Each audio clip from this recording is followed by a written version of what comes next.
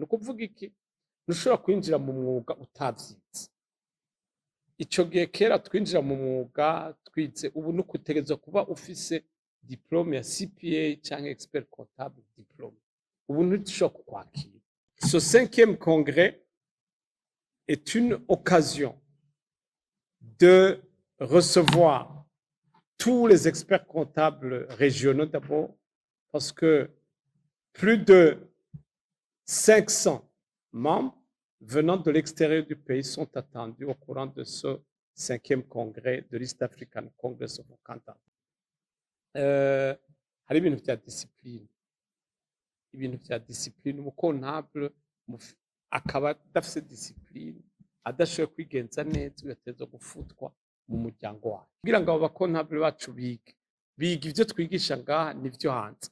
Hama ikindi naco noshaka kubamenyesha nuko ubu vuba cane tugiye dushire muri au niveau ya OPC platform nkuko bivuga nta mumamba azosubira kuza n'ama-reporting vyose nabijya vyo muri OPR bariko barakora vyose ubu turiko turabikora kandi uyu mwaka naho wohera uzokurikira uzohera tutari muri ubu buhinga bwa none. Ikindi gikurikira nobamenyesha kandi nkenerwa murazi ko mu Burundi bazanye ibintu bita marché de capitaux n'ibintu bita bourse ivyo byaramaze kuza ivyo rero ntushobora kujana umutahe wawe kuwudandaza muri marché de capitaux amakonti yawe atemewe n'ibiharuro bitemewe n'umuhinga yemejwe na twebwe kugira ngo abo bakontable bacu biga ivyo twigisha ngaha nivyo hanze. Hama ikindi naco noshaka kubamenyesha nuko ubu vuba cane tugiye dushire muri au niveau ya OPC platform nkuko bivuga nta mumamba azosubira kuza n'ama-reporting vyose nabijya vyo muri OPR bariko barakora vyose ubu turiko turabikora kandi uyu mwaka naho wohera uzokurikira uzohera tutari muri ubu buhinga bwa none. Ikindi gikurikira nobamenyesha kandi nkenerwa murazi ko mu Burundi bazanye ibintu bita marché de capitaux n'ibintu bita bourse ivyo byaramaze kuza ivyo rero ntushobora kujana umutahe wawe kuwudandaza muri marché de capitaux amakonti yawe atemewe n'ibiharuro bitemewe n'umuhinga yemejwe na twebwe.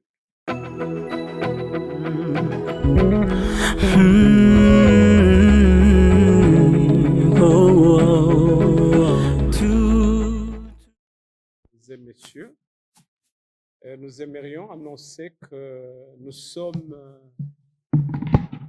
à exactement une semaine de la tenue du 5e congrès de l'East African Congress of Accountants, qui est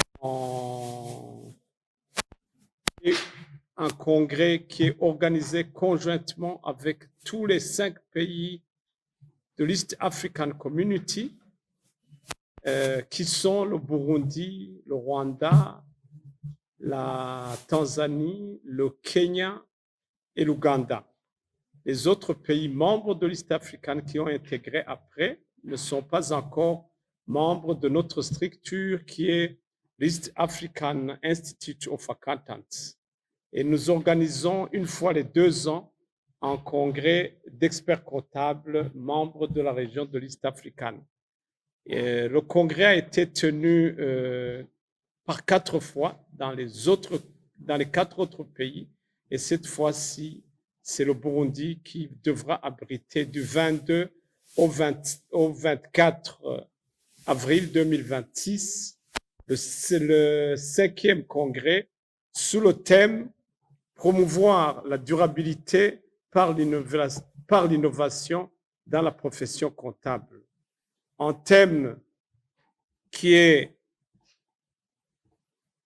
d'actualité parce que il y a des concepts nouveaux qui sont la durabilité.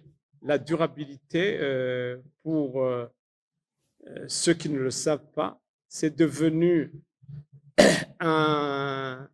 une nécessité, une obligation pour toutes les parties prenantes pour la remise en état des aspects environnementaux.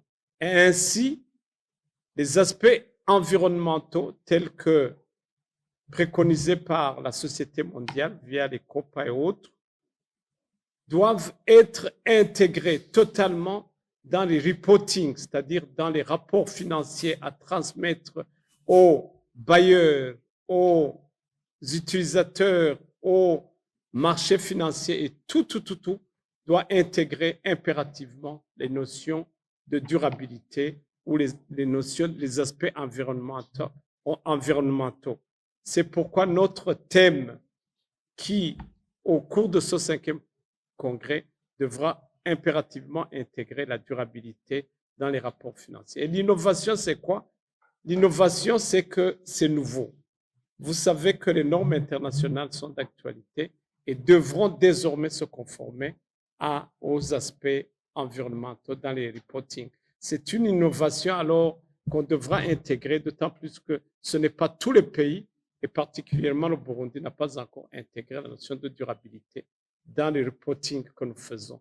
Mais nous sommes que d'emblée que d'ici peu, on devra suivre les réformes telles que préconisées par la normalisation internationale.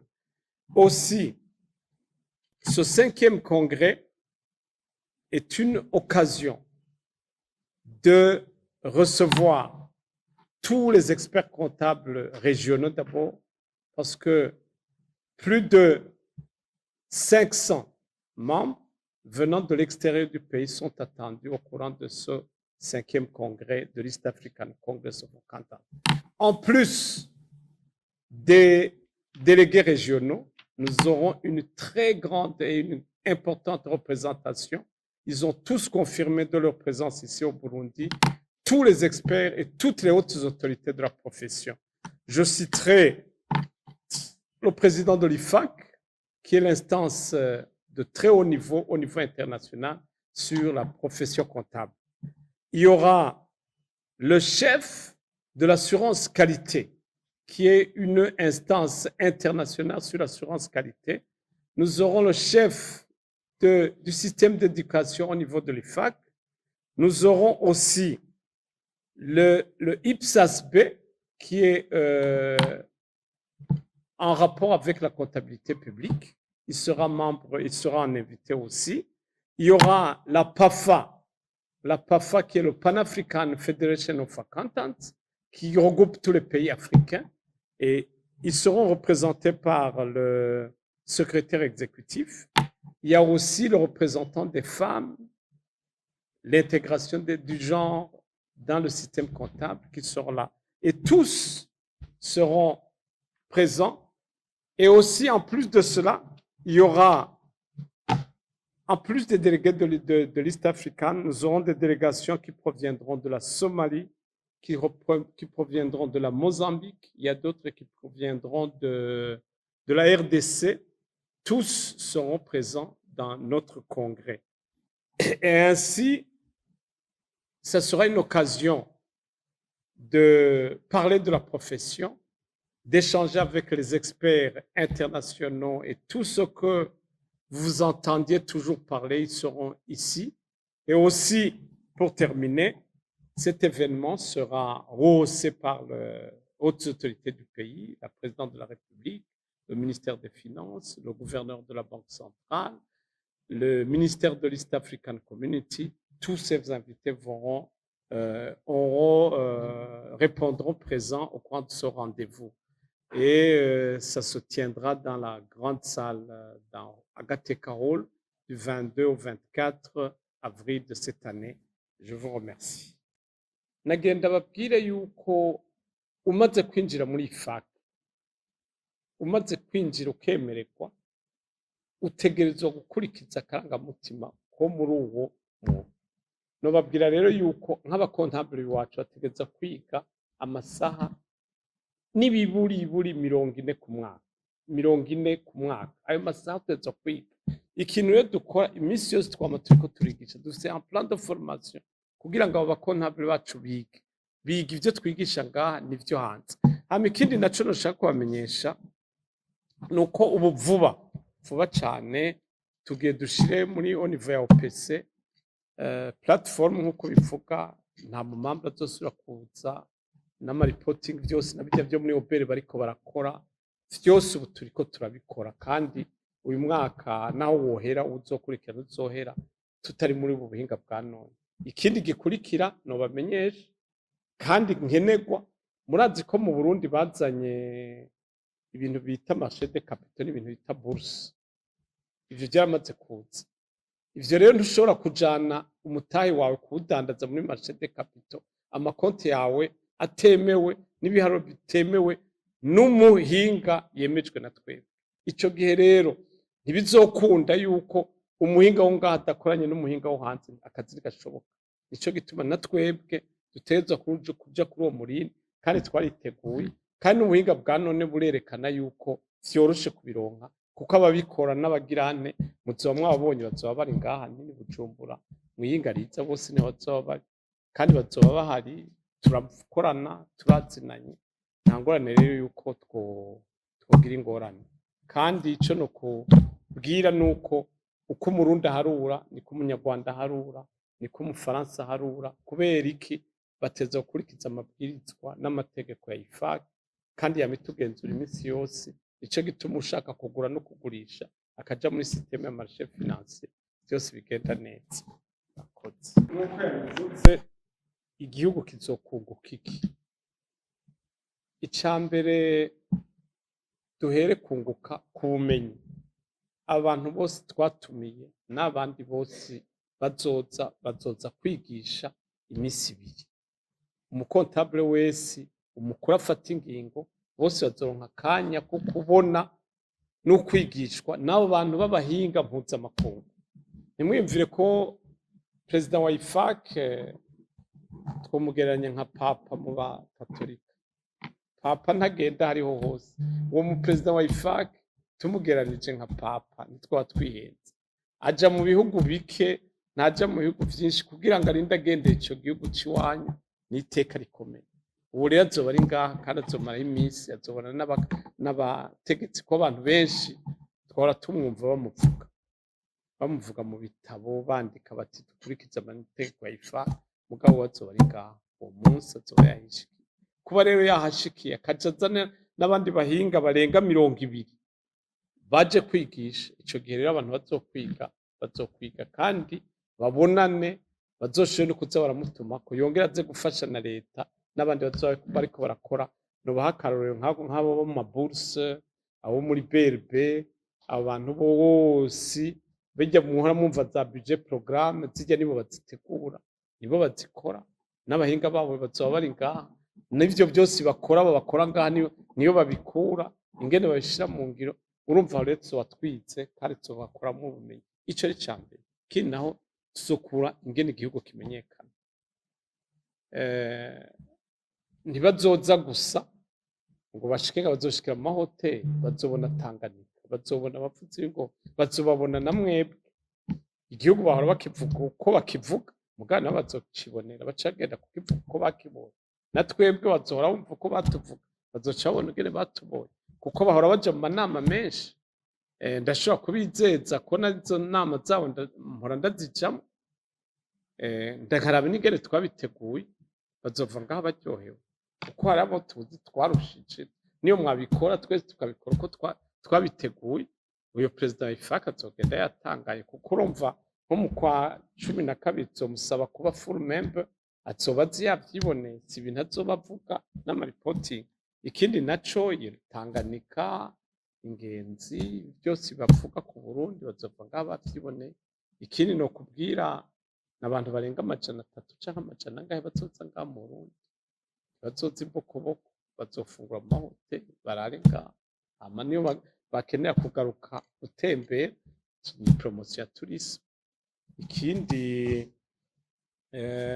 twunguka ni aya mahera y'agaciro, murazi ko akenewe, nayo nyene bazoza bayazanye. Kuvuga ko nta ntumwe azobura nk'idolari 100, urabaze batatancurabayo ntazobura ico asahiriza n'ico afasha mu gihugu. Hama ikindi naco nabo bagwizatunga nabo nyene bazobonana n'abo bantu, ibintu twita réseautage. Umuntu wese ayo makabine y'iwacu agira ama contact n'abo bantu. Mu majambo make nivyo bizoba bungutse ikindi naco yabajije ati umukontable wo mu Burundi ameze gute, akarangamutima kiwe nakahe. Nashaka ndababwire, umaze kwemererwa kuja muri FAC kugira ngo bagukundire ko winjira muri FAC, hariho ibintu nita umunani babanza kukurabirako, hama ukaba warabikwijije. Ni ukuvuga rero ko abakontable bacu bo mu Burundi ivyo munani mvuge barabikurikiza. Ni ukuvuga iki? Ntushobora kwinjira mu mwuga utavyize. Ico gihe kera twinjira mu mwuga twize, ubu nuko utegerezwa kuba ufise diplome ya CPA canke expert comptable diplome. Ubu ntidushobora kukwakira. Ivyo ni ukuvuga ko wavyize mw'ishuri ukaba ubizi. Ikindi gikurikira, hariho ingene utegerezwa guharura. Ntushobora gukoresha ibiharuro vy'iwawe canke uko umurundi aharura niko n'umunyarwanda aharura, niko n'uwundi ntashobora guharura ivyiwe. Nico gituma guharura ubutunzi bw'amashirahamwe y'abigenga bufise ingene buharurwa. Umurundi ategerezwa kuba yaravyize, abizi, avyumva, kandi yongera aza aravyiga ku mwaka kuko biza birahinduka. Hategerezwa kumenya ingene baharura amahera ya leta, birya bita vya budget programme n'ibindi wumva. Umu expert comptable ategerezwa kuvyiga, akabimenya, akamenya n'ingene bagira ama reporting yabo.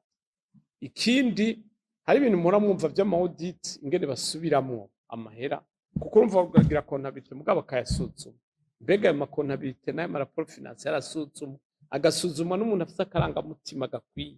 Abakontable b'iwacu ako karangamutima n'ubwo buhinga bwo gusuzuma n'ingene batanga amaraporo ategerezwa kuba bize. Ivyo vyose bica bifukirwa n'iki? Hari ibintu vya discipline. Ibintu vya discipline, umukontable akaba adafise discipline, adashoboye kwigenza neza, bigateza gufutwa mu muryango wacu. Biranditswe, hari n'amategeko utegerezwa gukurikiza. Hama hari n'ingene uwananiranye bamukuramo. Birya hora bababwira ngo muri OPR ngo hari abagira amabiro 2 canke 3, ufatwa capvamwo muriko biranditse. Hama hari ikindi naco, ikintu bavuga ca assurance qualité. No kuvuga ko umukontable afise mu biro arafise ingene apanga dossier, n'undi azogaruka akayikurikira, akaraba ingene kabine ikora, ingene mutonda, ivyo vyose biranditswe kandi tuteza kuraba yuko bayikurikiza. Hanyuma ikindi rero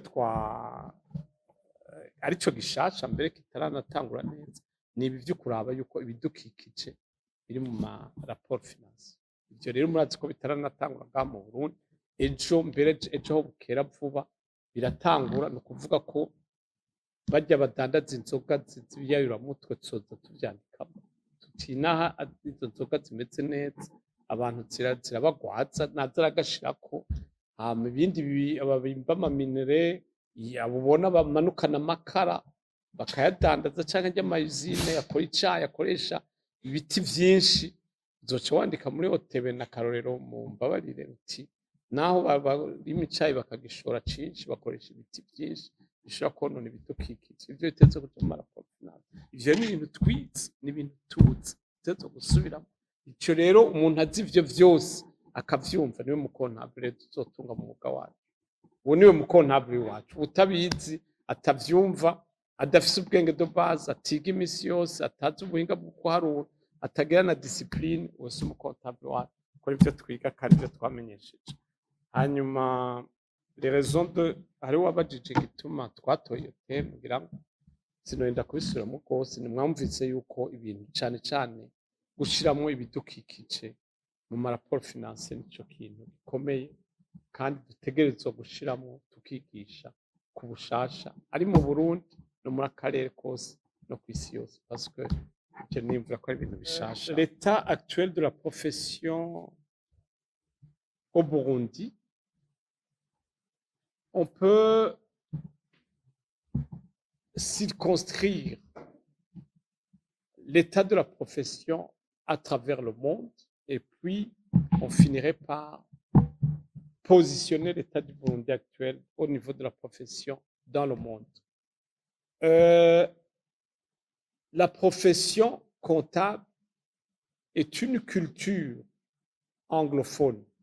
Beaucoup de pays anglophones ont respecté et répondu aux normes internationales. La culture de la comptabilité et les normes sont généralement produites en anglais et la version française est une version traduite. Là, c'est une culture, c'est un état de lieu au niveau mondial. Et vous constaterez que beaucoup de pays anglophones sont full members de l'IFAC et qui sont d'ailleurs les grands promoteurs. Et le Burundi et dans l'East African, vous constaterez que parmi les 5 pays fondateurs, tous sont des pays anglophones, à l'exception du Burundi qui, heureusement, malheureusement, est bilingue. Donc, au niveau de la profession dans l'East African, nous sommes probablement le 5e après les autres parce que nous sommes le dernier à avoir intégré l'IFAC. Mais il y a d'autres pays qui ont intégré la profession plus tard, dont la RDC, la Somalie et le Sud-Soudan. Et aussi tous ces pays qui ont intégré plus tard ne sont pas encore membres de l'IFAC. Mais le Burundi, il est probablement dernier dans le système de l'East African, mais il est premier probablement dans tous les autres pays francophones. Et on peut se réjouir qu'il y a trop peu de pays africains qui sont membres de l'IFAC, mais le Burundi en fait partie. Donc, en résumé, le Burundi est bien placé avec une évolution visible parce que nous profitons de l'expérience de nos confrères de l'East African qui ont une grande expérience. Particulièrement, je peux citer le Kenya qui est parmi les 5 pays africains qui ont beaucoup d'experts comptables, plus de 30 000 experts comptables au Kenya. Et il est parmi les 5 pays qui ont beaucoup d'experts comptables. Et le Kenya est notre parrain et nous a parrainés pour être membre de l'IFAC. Donc, en résumé, le pays il est bien positionné et il y a beaucoup de choses à apprendre et nous espérons avancer au rythme des autres pays. Je vous remercie.